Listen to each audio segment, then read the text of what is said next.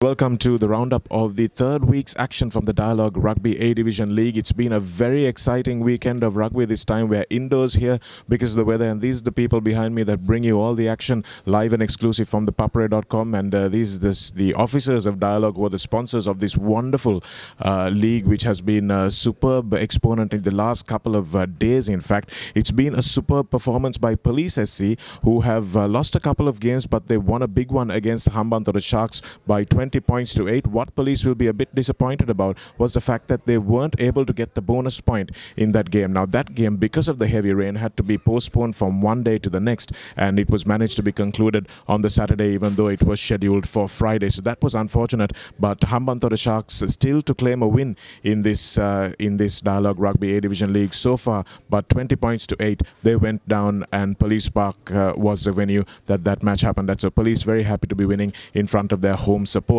Then we came to the big games on Saturday. Now, these two games were expected to be real blockbusters, and that's exactly what they were. So you can just see how important it is to follow every moment of this Dialog Rugby A Division, because CRNFC looked down and out at 30 points to 9. It looked very much like CR were out of this game against Navy at Valisura. Navy, the defending champions, Navy also the title favourites already this year, and CRNFC the second place team. So just in the third week, we were already ready to play the first and second place teams against each other, and that was going to be a very important clash. Navy, having come out of the first 2 weeks after some pretty easy wins against Hambantota Sharks and Police, didn't really know what was in store for them in the second half when Robert Malnick came on for CRNFC. They scored a bunch of tries very quickly in that second half. In about a 15-minute period of the second half, CRNFC managed to score 3 tries, and that was really important for them as well. Kanchana Ramanayake had kept them in touch with the boot a little while earlier on, but Riza Mubarak had put Navy into an early lead, and then Setafano Takau profited from a really good bit of swooping by Srinath Surya Bandara, and that really set the floodgates open for Navy after they had scored their first try through Dinusha Chaturanga on the wing. So it was a very important period for CRNFC to try and weather the storm, which is what they did. But after a while, it seemed that Navy were flagging. It seemed that their strength levels had gone down, their conditioning wasn't there, and that's exactly what CR took advantage of when they brought Malnick on in the second half. It was a tactic they used well to their advantage in the match against Army in the first round as well. It was a superb performance by Malnick, who came on and scored 2 tries. So that was an outstanding effort from him. He stepped the entire Navy defense from close range, and Papi Farrell also had an outstanding game. He was really the best player on the park from both teams on the day, and he was the one who helped CR to try and get as close as they did. In the end, it was just the 2 conversions between the teams. They both scored 3 tries, and it was just the 2 conversions because Kanchana Ramanayake went down with an injury, couldn't really take the kick. Rojana Hettiarachchi missed 1 conversion, and then Ramanayake coming back and trying to take the kick with his injured leg missed that conversion as well. So it was just a 4-point difference between these two sides, and after a massive lead in the first half and the first 60 minutes of the game, CRNFC really came back at Navy in Valisura, and that will be a huge confidence booster for them. But Navy will be very happy that they managed to win this tough game, because they didn't play well, they didn't play to their strength, they didn't use their tight 5 as effectively as I thought they would. This is pretty much a Sri Lanka pack we're talking about, and it was expected to completely outdo the CRNFC forward pack, which doesn't have a lot of big names in it, but the likes of Hasita Pereira, Sharo Fernando really expected them to bulldoze over the smaller made CRNFC pack, but that's not what happened. Papi Farrell kept all of them at bay, and some really brave defense from especially Kanchana Ramanayake on Setefano Takau while he was on the field was really good. But once Thakau left the field and Joeli Lutamailangi came on, and Ndrondro came on at number 8 in face of Halafihi as well, that's when the pace of the Navy game seemed to drop, and they seemed to tire, and that's what Robert Malnick exploited beautifully with the help of Papi Farrell. So a superb team performance by CRNFC to come as close as they did to the defending champions. But in terms of Navy's performance, they will have to do a little bit better than this if they're going to win the championship unbeaten.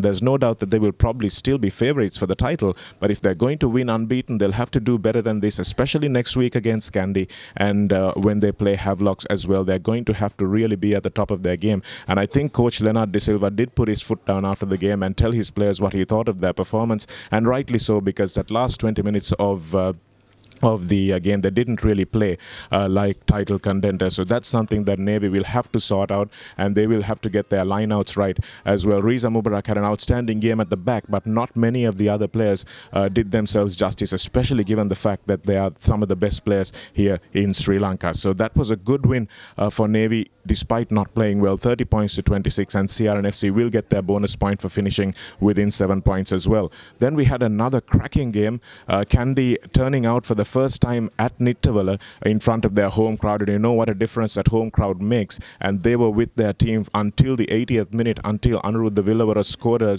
fabulous scorching 40-meter try to finally win that game for Kandy in Nittavala. 25 points to 24 was how it finished. A really thrilling game, and it was 24 points to 20 for the longest time. When Havelocks went into that lead, they took an early lead and held on to it, and Kandy still not playing in the same fashion that we're used to seeing Kandy playing, having to come back from the depths at the end. And thanks to Anuruddha Villavara's outstanding form, individual form, they managed to score that try that managed to give them the win. So it wasn't a superb performance from Kandy either. It was a brave performance from Havelocks coming back from that loss against CRNFC the week before. They needed to get their confidence levels up, but it looked like they had fixed what they needed to fix in the week leading up to this third week from the second week, and that was pretty evident the way they took on this Kandy team. But Kandy really need to improve. They really need to do better, and they need to deploy their foreign recruits much better as well. Oscar Uma not really having enough of the ball in his hand. Quinton Crocker and Christopher Cleat also, guys, really need to up their work rate, and that's one thing that the other foreign players are doing, especially Farrell and Melnick for CRNFC were really everywhere and were at the forefront of everything their team did, as was Setafano Takao and David Halafihi for Navy. But that's something that the Tongan boys for the Havelocks team really need to up their game as well, as do the South Africans who are in the Kandy setup. Then we had another very exciting match, and if you analyze the results, there was only 4 points between Navy and CRNFC, only 1 point between Havelocks and Kandy, and only 2 points between CHNFC and Army. So you can see how competitive this league is, and Army actually held out to win that one, 17 points to 15. CHNFC, a much improved side from what they were last year. They were a bit of a second string CR side, as people are choosing to assess them, because a lot of players crossed over from CRNFC to CHNFC in the close season. But a superb performance from Rimzi Jamaldeen at fly half really led CH to try and upset the Sailors, but in the end it was Sitiveni Ramuwai who actually made the difference for Army. He scored both tries completely against the run of play, interceptions leading to those tries. So unfortunate for CH that they conceded those, but also in fairness, CH didn't look like scoring a try of their own. They had one kick chase try disallowed by referee Ishad Kader and Pradeep Fernando, and there's going to be a protest about that, but that's not really the issue. It's the fact that CHNFC didn't create enough on the attacking end of the field to win this game comfortably. So Rohit Rajapaksa's Army team still managing to win this one in a close battle, 17 points to 15, and this will make all the other teams sit up and take notice of CH as well. It was a very close game, and I thought CHNFC's defense was outstanding, but it's just the foreign power was just too much for CH to hold on to, and PO2I was held really well. They didn't let him make any of the breaks that we saw him make against Kandy, but unfortunately for them, they couldn't hold on to both the Fijians. They did manage to stop Tuai, but they didn't manage to stop Ramuai, and that was where the game was won and lost for Army. But still a very creditable performance for the CHNFC lads. 17-15, they will be very happy with that, but I think they were looking for the win, especially as this was a home game for them. Jamaldeen putting over 5 penalties, but not being able to do much more on the attacking end and breach that staunch Army defense. So exciting games, as I said. One little thing though that we have to keep in mind, and the SLRFU needs to keep in mind as well, is that the refereeing is going to be an issue. Now we've got a protest from CHNFC against a try that was disallowed for them, and it's not the fact that the local referees aren't as good as the foreign referees. I think even the match that the foreign referees refereed between Kandy and Havelocks and CRNFC and Navy, there are a few 50-50 calls that people are debating, so everybody makes mistakes. It's just that the local referees seem to have lost a bit of confidence from the public and a bit of confidence from the players as well,